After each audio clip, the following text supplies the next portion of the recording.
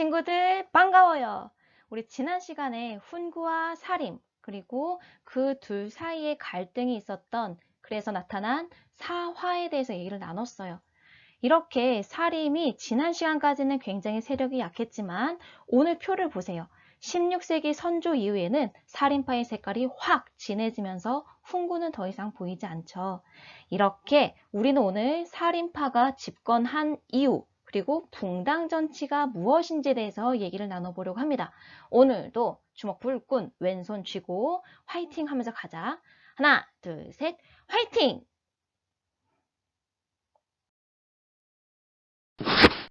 첫 번째 주제인 붕당의 형성입니다. 여기서 붕자는 벗, 친구를 나타내고요. 당은 무리를 나타내는 말이에요. 그래서 나와 같은 색깔을 지닌 사람들의 무리라고 얘기를 하면 되는데요. 지금 사림 내에서 사림이라는 커다란 덩어리 안에서 색깔별로 작은 덩어리들이 생기는 거예요. 그것이 붕당인데요. 우리 현재 대한민국 안에도 보면 여러 개의 당이 있죠. 우리 친구들 어떤 당 알고 있나요? 더불어민주당, 미래통합당, 국민의당, 정의당, 기타 등등등 많은 당이 있는 것처럼 사림이 이제 정치 주도권을 잡은 다음에 사림 내에서 서로의 사상이나 정치적 입장에 따라서 사림이 안에서 작은 덩어리들로 나눠지게 될 거예요. 붕당이 형성되는 이 시기는 서로를 인정하고 비판하고 견제했던, 그러면서도 공존하고 있는 시기거든요. 그러면 학습지 질문을 우리 함께 해결해 보면서 내용을 파악해 봅시다. 자, 어느 왕 때 사림이 정치 주도권을 잡았어요? 교과서 172페이지 붕당의 형성 첫 번째 문단, 첫 번째 줄. 누구? 그래, 바로 선조 때입니다. 우리 친구들 다음 주에 임진왜란을 배우게 될 텐데요. 그때가 바로 이 선조 때야. 그러면 다시 돌아와서 우리 모든 정치의 중심은 지금 어느 궁에서 얘기가 되지? 그래, 경복궁. 그런데 이 궁 안에서 살인들이 이제 의견이 나눠지게 되는데요. 그 사건은 뭐였냐면 바로 왕의 외척 정치 참여 문제였습니다. 왕의 외척. 여기 우리 첫 번째 문단 두 번째 줄 보자. 끝에 보면 기성살인과 신진살인 간의 충돌 나오죠. 여기서 기성과 신진살인의 사이, 그 나누는 기준은 뭐냐면 선조 집권으로 보면 돼요. 선조가 집권하기 전에 정치에 진출한 살인들을 기성살인, 선조 집권 이후에 정계 나온 사람들을 신진살인이라고 하는데, 기성살인들 중에는 이제 훈구의 도움을 받아서 정치에 진출한 사람들도 있었어요. 그래서 기성살인들은 훈구 중에서도 이 외척 중에서도 자신들과 같은 입장에 있는 함께 나아갈 수 있는 사람들과는 손을 잡을 수 있다라는 거예요. 하지만 신진살인은 훈구 외척들 안 돼, NO, 절대 안 돼 하는 입장인 거죠. 그래서 의견이 갈라지게 되는데 그 선이 더욱더 명확하고 분명해지는 것은 바로 이조전랑의 임명 문제였습니다.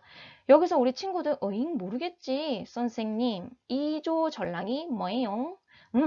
이조전랑이 뭐냐면 우리 의정부 밑에 6조 있던 거 기억나요? 정치기구. 그 6조 중에서 인사권을 가지고 있는 2조가 있어요. 그 2조의 관리가 2조 전랑인데 이 자리가 굉장히 중요했던 거지. 왜 그랬냐면 2조 전랑이 지니고 있는 특권 때문이었습니다. 교과서 우리 두 번째 문단 같이 읽어볼 거예요. 2조 전랑은 여기서부터야. 시작. 2조 전랑은 3사의 관리를 뽑을 수 있고 자기 후임자를 추천할 수 있어서 사림들은 서로 자신과 가까운 인물을 2조 전랑에 임명하려고 하였다. 오케이. 자, 정리해보죠.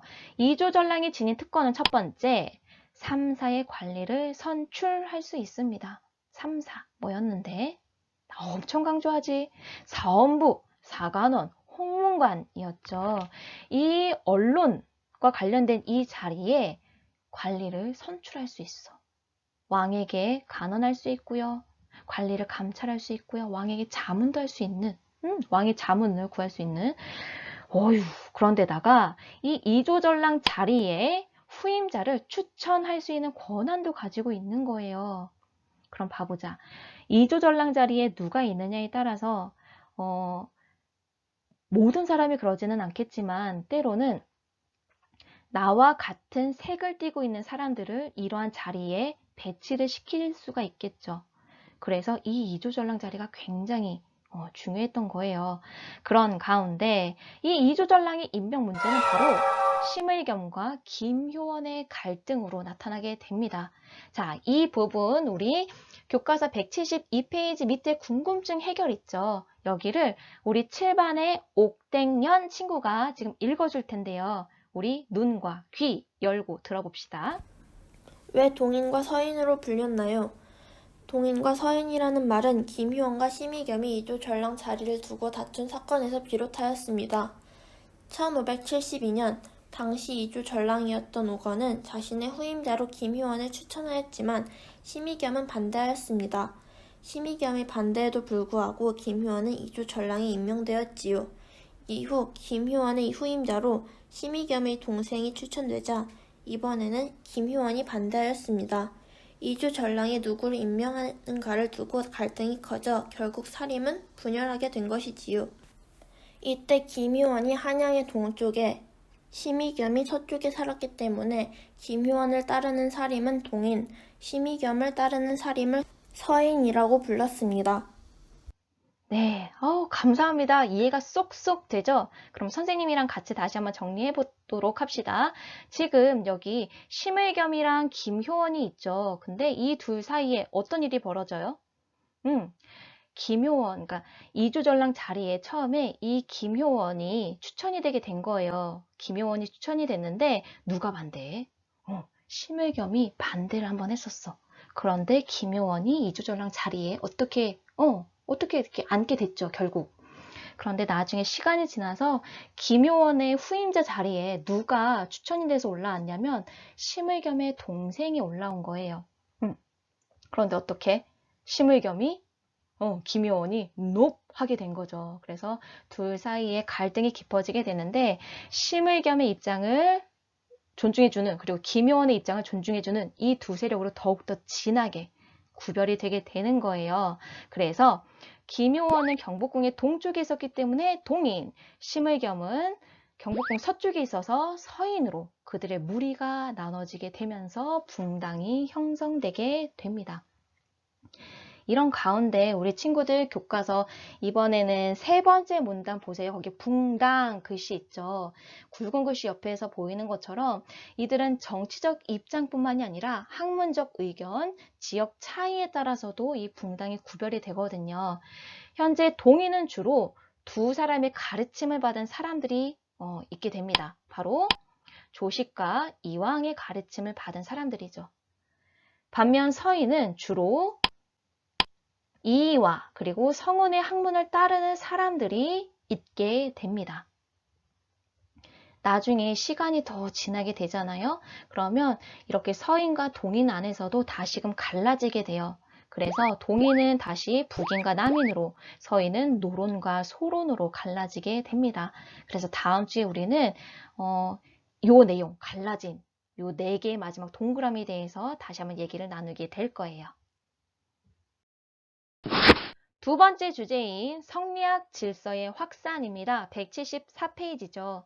성리학 질서가 처음에는 중앙에서 그리고 점차 민중이 있는 곳으로 퍼지게 될 건데요. 성리학의 질서는 바로 그것이 중요시하는 기본 윤리가 뭐냐로 우리가 이해를 하면 됩니다. 먼저 부자, 군신, 부부의 관계를 굉장히 많이 얘기를 할 텐데요. 부자는 아빠와 자녀 관계, 그리고 군신은 임금과 신하의 관계, 부부는 남편과 아내의 관계를 얘기를 합니다. 이것에 따라서 기본 윤리는 삼강과 오륜이 있어요. 삼강은 세 가지야. 그리고 끝에가 다 강자로 끝날 거야. 뭐냐 하면 부위자강, 군의신강, 부위부강 이렇게 되겠습니다. 여기서 우리 친구들 삼강에서 강이 의미하는 것은 뼈대, 근본 이런 거예요. 자, 강은 근본이다 라고 얘기를 하면 되는데 우리 아빠는 아들에게 위는 무엇이 되다라는 거거든요. 아빠는 아들의 근본이 되고 임금은 신하에게 근본이 되며 남편은 아내의 근본이 된다라고 얘기를 하고 있어요. 즉 부의다강에서는 효를 강조를 하는 거고요. 군의신강에서는 충성을 강조를 하는 거고요. 부의부강에서는 우리 한 번쯤 들어봤죠? 열여의 그 열을 강조를 하고 있습니다. 그러면 이번엔 오륜을 볼게요. 오륜은 5가지인데 다 륜으로 끝나지는 않아. 이건 뭐냐면 인간관계를 5가지로 구분을 했어요. 그래서 그 인간관계 안에서 서로 지켜야 되는 것들을 규정을 하고 있거든요. 오륜에는 뭐가 있냐면 부자유친, 군신유의, 부부유별, 장유유서, 부모유신이 있는데 여기서 봅시다. 다 공통으로는 유가 있죠. 이것은 무엇이 있다라는 있을 유자예요. 봐봐. 부자, 군신, 부부는 우리 앞서 강조했다. 근데 모르는 게 바로 장유죠. 이거는 길장이 어릴 유예요. 그러니까 어른과 아이의 관계를 얘기를 하고요. 붕우 떠올려봐. 아까 붕당의 붕이랑 똑같아. 그래, 친구의 관계를 얘기를 하는 거예요. 그래서 아빠와 아들 사이, 아빠와 자녀 사이에서는 친밀함이 있어야 되고 임금과 신하 사이에서는 의리가 있어야 되고 남편과 아내 사이에서는 구별됨이 있어야 되고 어른과 아이 사이에 있어서는 서열, 서로의 예의가 있어야 되고 친구 관계에서는 믿을 신자예요. 믿음이 있어야 된다라는 것이 바로 오륜이죠. 성리학의 기본 윤리는 부자, 군신, 부부를 중심으로 해서 삼관과 오륜이 있습니다. 이해됐죠? 오케이. 마지막 주제인 성리학 연구의 발달입니다. 우리 성리학 질서가 이렇게 민중에게 확산이 될 수 있기 위해서는 성리학이라는 것 자체가 그 체계가 든든하게 갖춰져 있어야 가능한 것이죠. 그 역할을 한 분이 바로 우리 지폐 속의 두 인물입니다. 바로 짜잔! 이분들이죠. 1,000원권 지폐에 있는 퇴계 이황 그리고 5,000원권 지폐의 율곡 이이죠. 우리 성리학에 대해서는 이미 저번에 얘기를 나눴어요. 유학의 한 가지이다 얘기를 하면서 성리학은 우주의 생성 그리고 인간의 심성이나 삶의 자세에 대해서 얘기를 하고 있다라는 얘기를 했거든요. 우리 친구들 교과서에 본문보다는 두 인물 밑에 있는 설명 있죠. 그 부분을 통해서 성리학 연구에 공이 있는 이 두 분의 차이가 무엇이었을까? 여기에 집중해 보면 되겠어요. 먼저 퇴계 이황 선생님은 훌륭한 군주의 모습을 딱 제시를 합니다. 그리고 왕 스스로 수양을 통해서 이상정치 실현이 가능하다라고 했어요. 그래서 성리학 원리를 그림, 성악 10도로 나타냈거든요. 여기서 왕 스스로 가능하대. 즉 우리 친구들처럼 자기 주도 학습이 되는 거지. 그래서 왕이 다른 사람의 도움 없이 스스로 노력해서 이상정치 실현이 가능하다.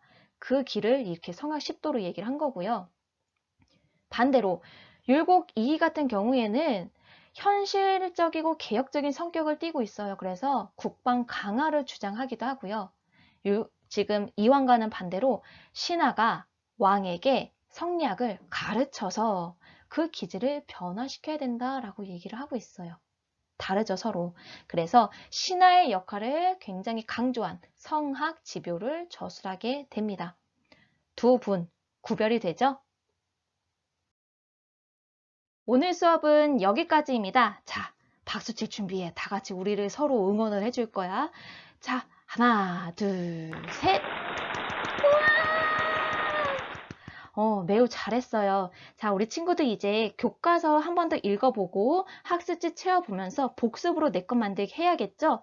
그런 우리 친구들 선생님이 매우 열렬히 응원 하면서 사랑 고백해요. 자, 오늘도 구호 같이 해보자. 역사는 쉽다.